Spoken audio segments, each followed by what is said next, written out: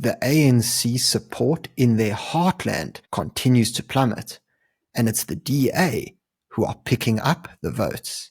Let's get into it. So earlier this week, a massive by-election took place in Ward 14 of Governor Mbeki municipality in Mpumalanga. And something quite historic happened here, where the DA enjoyed success that they've never had in history. But before we get into it, could I please remind you to subscribe to the channel if you haven't already? It's entirely free. All you have to do is click on the subscribe button in the bottom left corner of this video. Now let's proceed.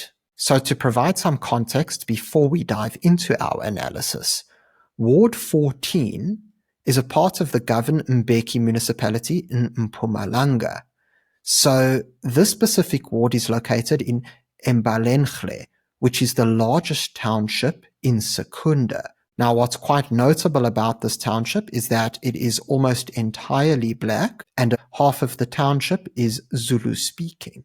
So now that we have the context, let's dive into what makes this result so remarkable. So the ANC was able to retain its seat in Ward 14 with 43.78% of the vote. However, they'll be in panic mode, and we'll get into that a little bit later. The DA surprised everybody by leapfrogging both the EFF and MK into second place in a sort of ward where demographically they're not expected to perform very well. What's particularly interesting, however, is that history was made. You see, the DA was able to win a voting district, with the ANC winning the other two. This is the first time ever that the ANC has lost a voting district in Ward 14 since democracy. But in order to understand the real significance of this result for both the ANC and the DA, we need to look at the past data and see the massive trend that is forming. So I've decided to lay out the historical voting patterns here, not only for the DA and the ANC, but for the EFF and MK as well, because as we know, they're competing for the same vote share as the ANC, generally speaking. So, starting with the DA, we see quite a respectable rise. Back in the 2016 election, we saw that they only picked up 131 ward votes for 6.3% of the vote. And as we can see, in almost every election since, they've continued to grow gradually. The only exception is from 2021 to 2024, where they lost a few votes, so 49 votes, which is not a very big decline. And that could be part of the MK effect, which we'll get into shortly. Moving on to the ANC, we see that they kind of have the opposite trend.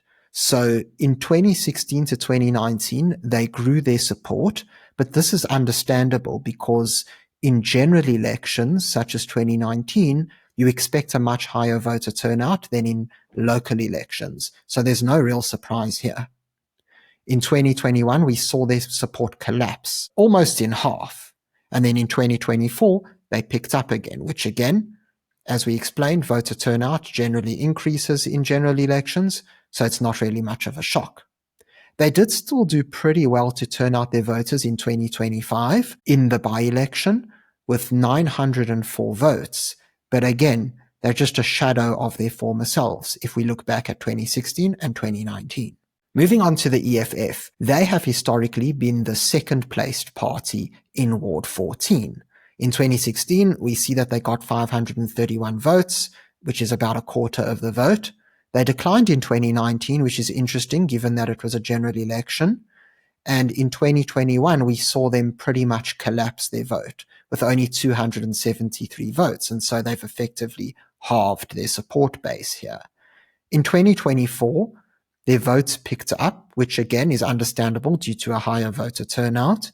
But then in the by-election, they're actually really surprised by getting 345 votes, which is their most since 2019.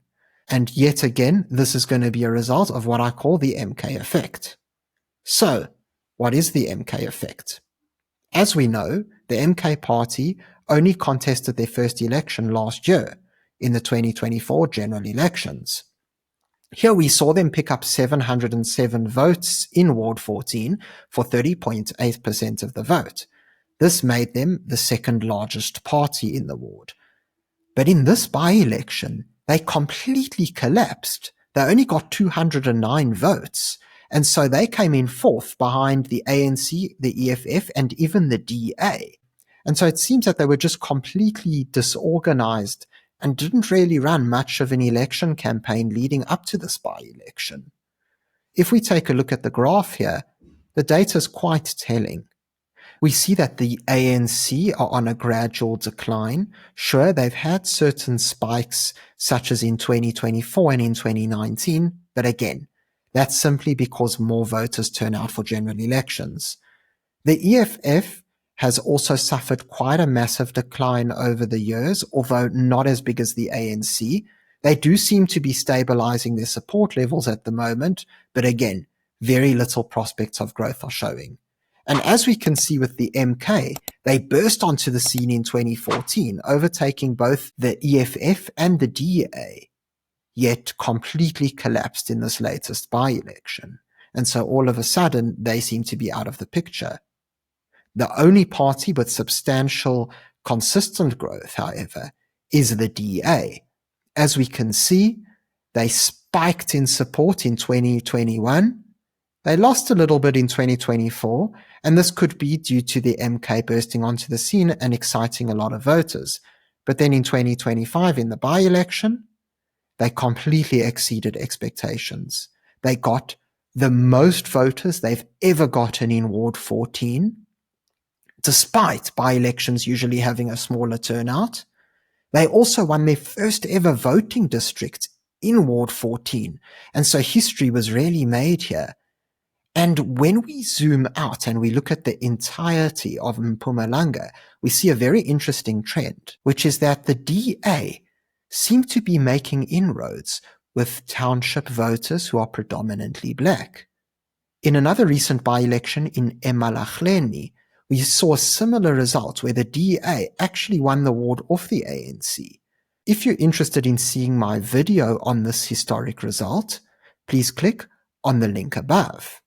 And what really seems to be happening here on the grand scheme of things is that the DA are putting a massive effort into winning black voters in urban as well as township areas in the eastern parts of South Africa, so specifically Mpumalanga and KZN. And they really seem to be breaking the mold.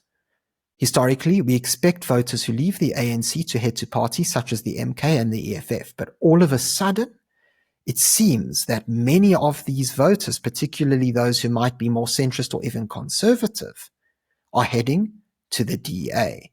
And this makes for a very interesting matchup come the upcoming municipal elections. Thanks very much for watching this video.